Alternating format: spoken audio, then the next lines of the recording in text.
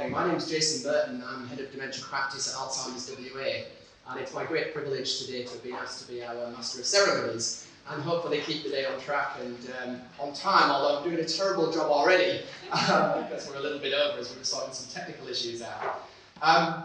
First of all, I'd just like to welcome everybody here to our dignitaries, to the Honourable Roger Cook, Deputy Premier, who will be joining us, Rhonda Parker, CEO Alzheimer's WA, Professor Leon Flicker, our guest speakers that we've got from both local and national speakers here today, our Dementia Champions, welcome our Dementia Champions.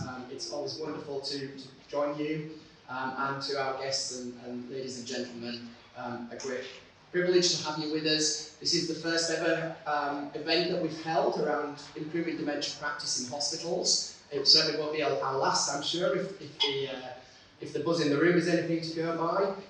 We have had lots of support in putting today together, and I'd very much like to acknowledge the Health Department of WA for their support, and also the Australian Commission on Safety and Quality in Healthcare in welcome to today's event in WA. I'd like to acknowledge the traditional custodians of this land that we meet on today, and what a beautiful place this is next to the lake. I pay my respect to their elders, past, present and emerging, and feel very privileged as somebody not from this land to actually now be living on this land. And as I say, it's a wonderful piece of land that we meet on right next to this beautiful lake today. A little bit of housekeeping. Toilets, if you haven't yet found them, are just out the door and to the right. If you've got your mobile phones with you, please double check that you've turned them off. Everybody thinks they have, and you can guarantee in about 10 minutes time somebody will be ringing, and you get some very interesting ringtones at symposiums, I've discovered. So if you haven't turned it off or to silent, then I'd be very grateful if you would do that. We do have a video cameraman here today and a photographer as well. The video is just of the speakers, and we are going to make that available online after the event for those that couldn't be here, and if you want to go and share it with your colleagues. In the event of an emergency, I'm a pretty agile and fast guy, so if you see me running, the best thing is just to get behind me. But if there is an alarm goes off, then out the fire exit doors, they're all marked, and then we'll just muster and meet up across the road next to the lake and set up a barbecue or do something over there. So hopefully we won't have to have that contingency. We've got an amazing lineup of speakers today, and really grateful for them volunteering their time to be with us. And we encourage you to ask questions during the talks and also during the breaks of the speakers that are here as well. It's also, as I said, a chance to network with each other and share the work that we're doing in this space. We know that being admitted to hospital for somebody with dementia often does have adverse outcomes. It can be a very challenging and difficult journey for the person. And I think it's probably over 10 years now since we first partnered with the WA Health Department to try and address those issues and look for more positive outcomes. And I know the people in the room here today are the people that are responsible for finding those positive outcomes. So I thank you for your commitment, your passion, and your hard work towards making that journey of living with dementia in hospital that little bit better and getting better health outcomes. As I say, we do have a Dementia Champions program. Hands up, anybody who's a Dementia Champion in the room, and Hospital Champions. Great to see so many hands. Anybody from regional WA here today as well? Yeah, we've got some regional staff come and join us, so a special welcome to you two groups in particular.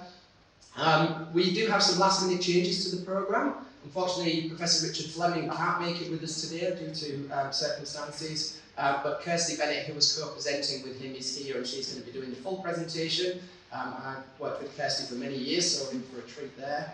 And we've got a little bit of swapping around this afternoon, with Anne coming now presenting from 3 till 3:30, and Fiona Wood presenting 3:30 till 4:20, so just a little bit of timetable shifting around there.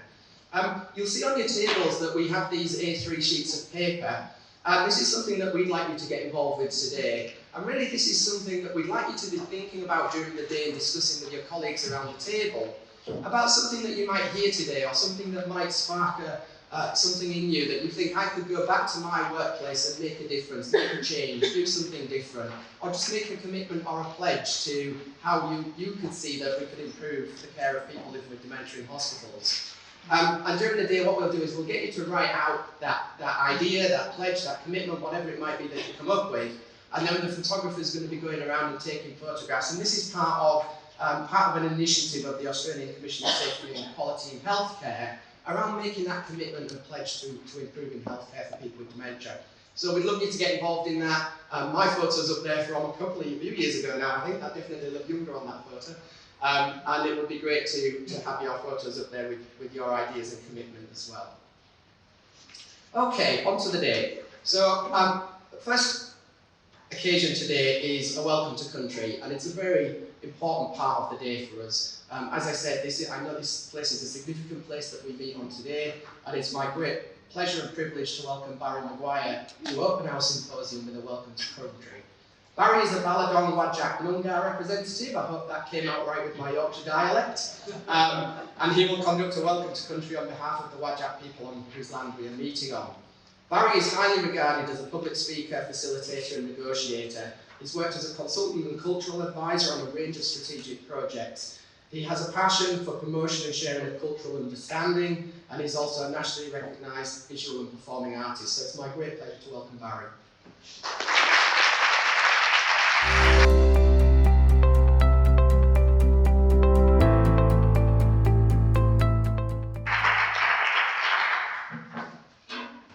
Good morning, everybody. Can I start by acknowledging the Deputy Premier, Honourable Roger Cook, CEO of Alzheimer's WA, Ms. Parker. It's an honour to be here and to see everybody who's working in this field and helping the families and people that are infected with this thing. My personal sort of encounter was I would go out sometimes and I would see my cousin, and when I first started seeing her, she'd look at me quite strange. In the time of my father living and walking here, they were really close, and she loved my father, and so she knew us all as her young cousins. And this day when I saw her for the first time in a long time, I was quite worried, thinking, what did I do?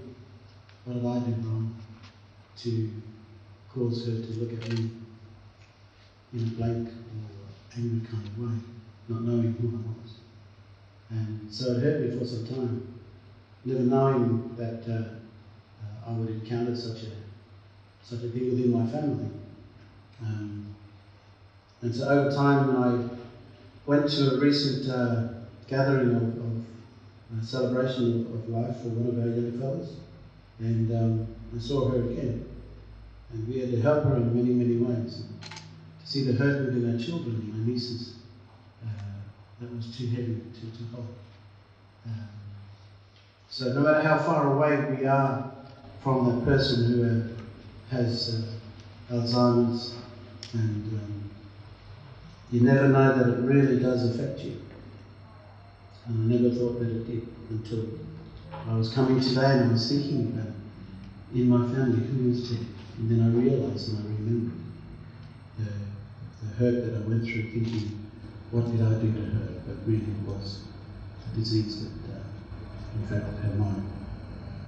So to all of you who are working within this industry, within this place of helping our families, and God bless you. God bless you in every way that you are walking with these families. And so may the energies of our ancestors within the land here, and within that land we always talk to the waterways, we talk to the land, the trees, and that sort of understanding on how to ask, can you help us in today's society? And so a welcome to country is about safety between each other. A welcome to country was always performed between us as Aboriginal nations over thousands of years. What it was for was to hold each other and give each other a sense of place. And through song and through dance and understanding of how do we create the oneness between us as human beings. Not as Aboriginal people, but as human beings. And welcome to country is for human beings to create this place. How are you all sitting as one? Look around. Look at all the many nations that are here. This is in a modern day setting an old practice for us as Australians. And to ask for the energies of our ancestors to come forth, yours and mine, to bring an energy to keep us safe until we return home to our families. That's what a welcome to country is about. It was always practicing. Because people would come in as far as Esperance, come away here, or from Geraldton, or from Albany. One man would run a message stick to invite people in. And they would go through nearly 2 weeks of a welcome to country. We have 5 minutes. But through the language of my ancestors and through us as the Noongar people of the Wajok lands into it. It's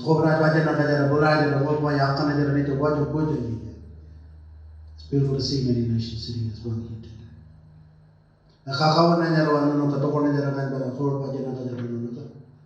And it makes my heart happy to see you all. May the energies of my grandmothers and my grandfathers who gone before me come to hold you and hold your land. And later on as you travel home to your place of rest and your family.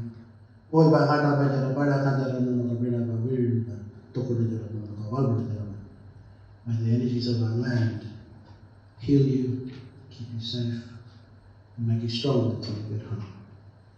So can I share this old song? This old King's Park, just over the hill here. And my old people would have sung this song here, in and around Lake Manga, which we call Garut. And then you got herdsmen out here called Wodabara. And the Wadok lands stretches from the Moore River to the other side of Rockingham and out as far as this side of Bakersfield, if you all know the layout of the country. So this is the Wadok lands, and may this old song and the energy in it keep you safe until you get home. And also, I hope that it transfers energy so that it can help you with your process of working with our people with this bad disease. So from us as the Wajok people, may this keep us all safe as Australians.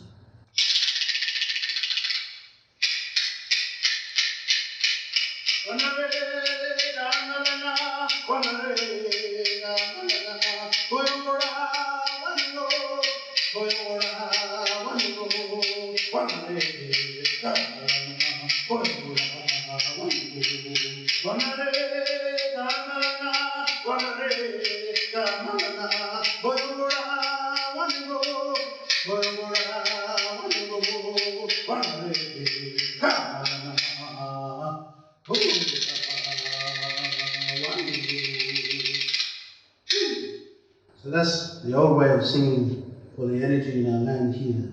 Not a didgeridoo. The didgeridoo comes from the Yiraki people in the Northern Territory. This is the old way in order to keep you safe like we have been safe for thousands of years. So as long as this old song, or any song in any country is sung, may they keep you like this one shall. Return home safely. Have a great day. God bless in your practices as you walk as a people. And remember, as you look around the room, everybody's got a different way of working with our people within Alzheimer's. Talk to them and find out how they do it. Because yours might not work as much. Share the practices, share the understanding, and become one within that mindset of going forward. God bless and welcome.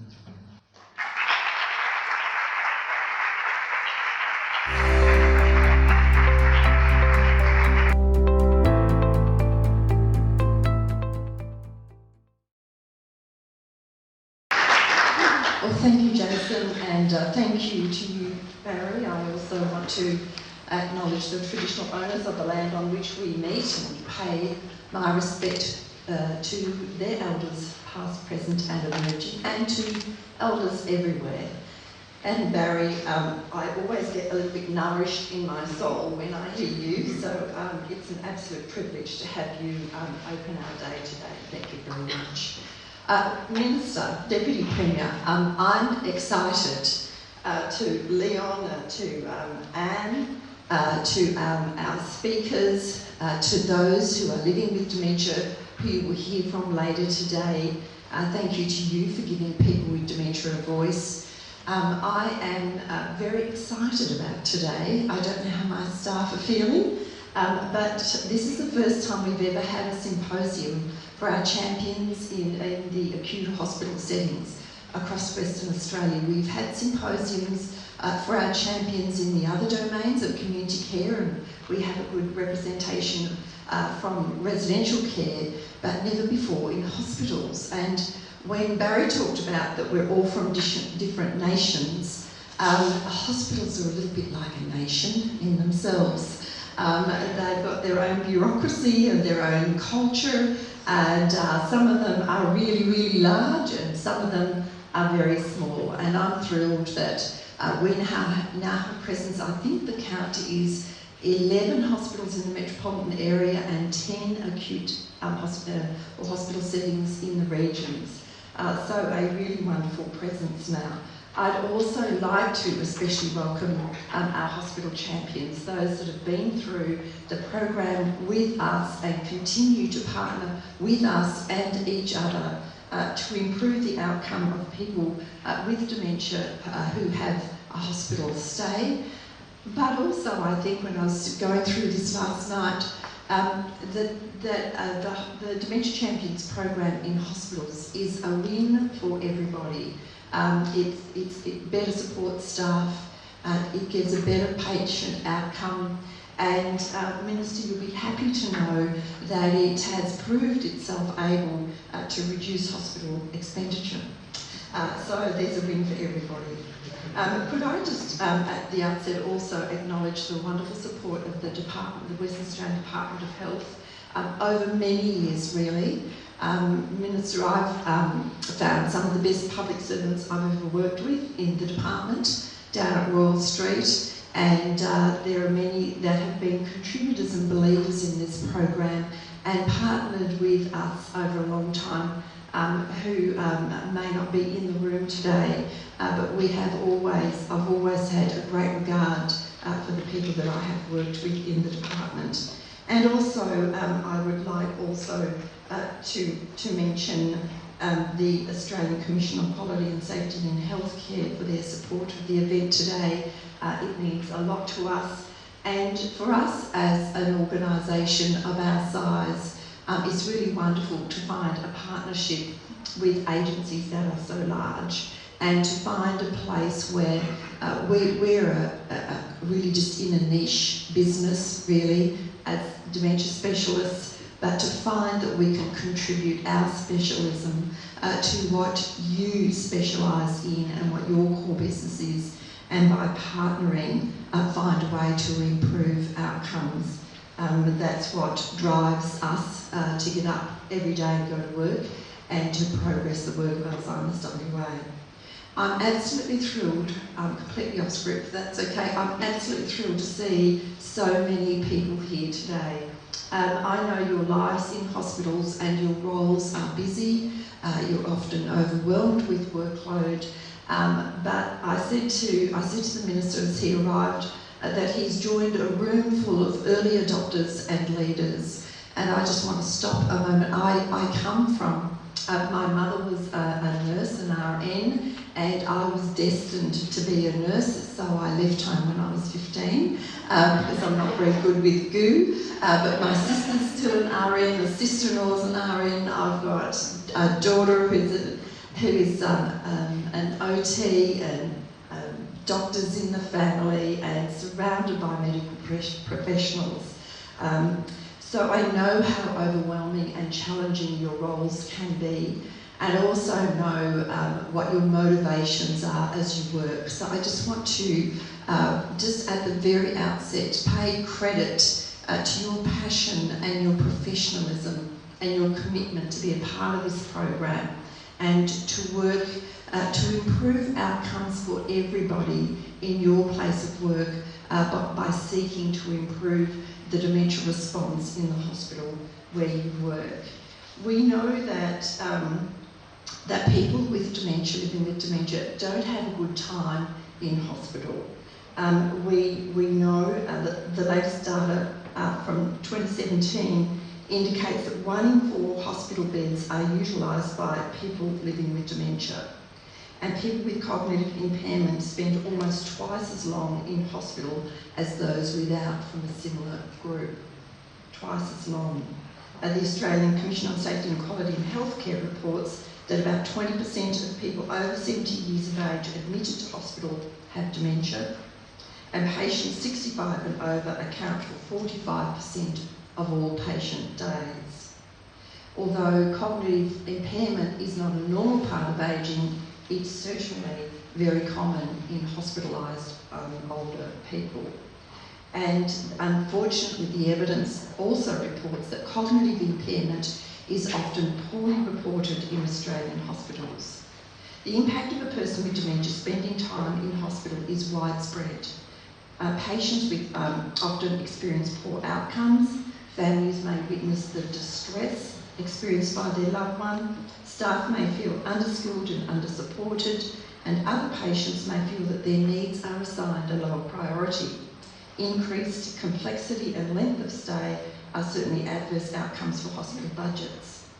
Many of these adverse outcomes and complications are preventable or could be minimised if the cognitive impairment was identified earlier.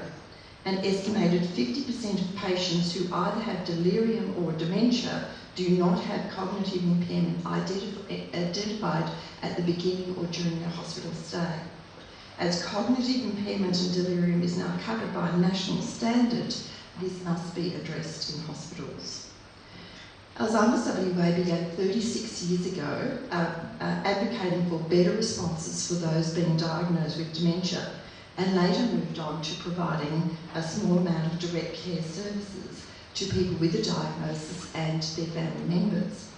7 out of 10 people in Australia are now touched by dementia, either in their family, in their friendship groups, or in their neighbourhood. We believe that people with dementia and their carers should be supported to live as well as possible. And we deliver our own brand of dementia care where we never ever elder sit. As the dementia experts, we take a view that we will not be able, and took a view many years ago, that we would never be able to respond to all of the needs of the now 41,000 people in Western Australia living with dementia. And so as an organisation, made a commitment to partner and build capacity in other providers whose service intersected with people with dementia. We partner with governments of all levels, clinicians, residential and community care providers, communities, businesses, universities and the like, to train and support them in their work and interactions with people with dementia. We have a strong commitment to education. We're a nationally accredited RTO and developed the first Cert 4 in dementia care years ago. We have one of the largest dementia consultancies in Australia, and that brings me to the Dementia Change Champions program.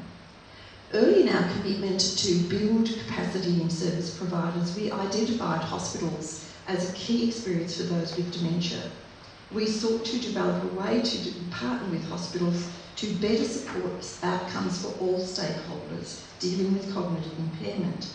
The Dementia Change Champions course first commenced in a limited way in an acute setting in 2009, so we're a decade on now. Since then, we have trained more than 200 acute care staff and currently have a presence in those hospital numbers that I mentioned. The program is unique in Australia. A Dementia Change Champion receives dementia specialist knowledge and support from Alzheimer's WA to implement dementia projects and initiatives. But we believe in more than one-off education, and so the Champions program comes with an ongoing mentoring and support for you in your place of work, and the creation of a really important alumni, a community of practice, if you like, of people with like-minded commitments and passion, so they can share each other's challenges and victories. Our Dementia Champions have done amazing things over the years, and I'm thrilled that you're going to hear some of them today. The goal today is to bring our champions together with other acute care workers and experts in the field to celebrate and to learn, and to provide encouragement and to share new tools. We want to support you to continue to be the leaders and the early adopters of initiatives and change in hospitals here across Western Australia and nationally to improve the patient experience and the hospital performance in cognitive impairment. In doing so, you drive improvements for all stakeholders. I hope today that you leave with more tools, more resources, more knowledge, more connections, and most importantly, inspiration to make a difference. In closing, we'll have thank yous at the end of the day, but in closing, I just want to thank my wonderful staff, both in the consultancy and the champions team, but also those behind the scenes in marketing for putting this day together. And I'd like to especially thank Jackie and Julie, who have worked tirelessly in this program to lead it, to build it, to grow it, to keep it on track, and they're my champions. I wish you all a day that inspires and challenges in equal measure. And Roger, thank you so much. I'm so excited that you're here. I did want to go off script and get really motivated, but you are in a room today of people who want to drive change and improvement and better performance across all the hospitals of Western Australia. And I'll be very happy if you're as proud of them as what I am. Thank you.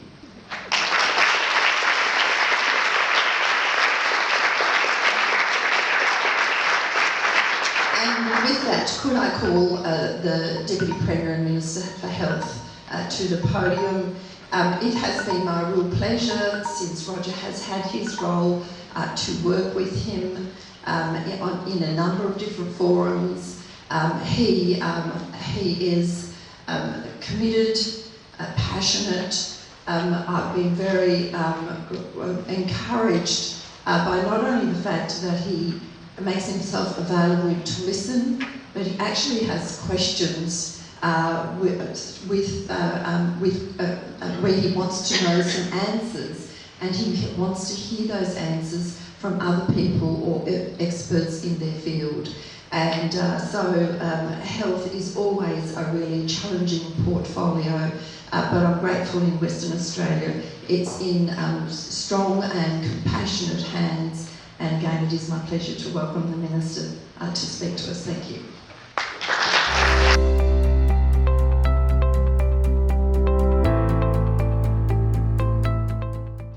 Thank you, Rhonda, for your kind words. Thank you very much, everyone, for the opportunity to be with you today. Good morning, and how are you? Look, can I begin by acknowledging the traditional owners of the land in which we meet, the Whadjuk people of the proud Noongar Nation. I'm sure you all join me in acknowledging their elders past and present and give thanks to share this beautiful country with them. And we sit opposite Barry's at Garup, the Lake Munga. And I took the opportunity just to pop down there, to say hello, and you really just sort of appreciate what a beautiful country this is. And when we have elders such as you, Barry, to look after us, it makes the privilege of sharing this country even more enriching. So thank you very much. Can I also just acknowledge you all for coming along here today. This is an important session. It's one about capacity building of our hospital and health system, making sure we continue to invest in our people, because ultimately it's the people which make the difference to the services that we deliver. And I'm delighted to be here this morning to acknowledge the terrific work that has been done right across our health system to improve the care that is provided for people living with dementia and other forms of cognitive impairment. Cognitive impairment is increasing in prevalence within our community, as it is in communities throughout the developed world. Thanks to the generally high living and health standards, Western Australians are now living longer than ever before. But there is a downside to our ageing population. The longer we live, the more likely we are to develop age-related cognitive impairment. It has been estimated that by 2020, 36,000 Western Australians will have dementia, and by 2050, that figure will have risen to almost 69,000. So Rhonda, I'm really pleased to hear you acknowledge the department working in partnership with Alzheimer's WA because it's an important partnership. We know that the work that you do is incredibly important for making sure that we're constantly adapting our services to meet the needs of the community into the future. And although dementia is not exclusively, to the elderly, the greatest number of people with the condition between the ages of 85 and 89 years old. While most of us probably think of dementia in terms of forgetfulness, those of you who work in the acute care field know the condition is far more complex. In addition to memory loss, individuals with dementia can experience confusion, poor motor coordination, impaired emotional regulation and judgment, all of which can lead to impulsive and erratic behaviour and changes in demeanour and personality. Changes that can be both confronting and heartbreaking for family members and loved ones. Caring for dementia patients is of course challenging for health professionals too. That is why it's terrific to see so many of you have committed through the Dementia Champions program to making a difference to providing to the care provided to dementia patients in our health system. Dementia Champions program is delivered by Alzheimer's WA as part of the Acute Care Training Program. It is an innovative capacity building program that enables hospital staff members to gain new skills and knowledge which they can take back to their respective workplaces and share with their colleagues. These champions, many from the allied health professions, also undertake projects that enhance and support the delivery of person-centred health services for people with dementia. These projects have involved everything from establishing volunteer programs to environmental modifications designed to reduce rates of fall, to the creation of activity boxes and improved patient profiling. Importantly, they have helped our acute care staff provide more patient-centred care for patients with cognitive impairment. Putting patients first and at the centre of our care is a key tenet of healthcare under the McGuire state government. And that's why the government is proud, through its funding of this training program, to be supporting WA's Dementia Care Champions. With dementia being a leading contributor to the burden of disease and disability in Australia, and people with dementia being heavy users of healthcare and other community support services, we recognise the true value of your work and the work that you'll be doing into the future. Your work enhances not just our health service system, but the lives of those living with cognitive impairment and their loved ones. And can I say how pleased I am to see so many people from our rural and regional healthcare settings here today.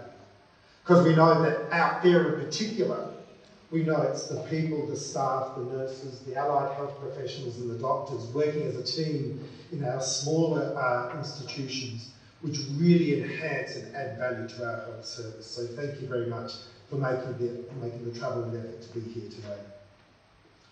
On behalf of the state government, can I just thank you for your work, your commitment to championing the care of Western Australians with dementia. And I know you're going to have a great day today. I see Leon Flicker is up next. So in the next half an hour or so, you'll be under no illusions as to what he thinks about the area. And you'll be getting stuck right into it. It's great to see Professor Fiona Wooler here later on today as well. Leon and Fiona are two great champions of our health services. But also Wendy Silver, who is going to provide an advocate and user's perspective, which is a really important part of how we deliver health services in a people-centred and compassionate way. So all the best for your day today. Thank you very much for your work. And if there's anything that you believe the state government should be doing to work better and to provide better support to you working on the front line, please work closely with Rhonda. We listen carefully to what Alzheimer's WA has to say, or work with your team members to continue to improve the health services for Western Australians everywhere. Thanks very much and have a great day.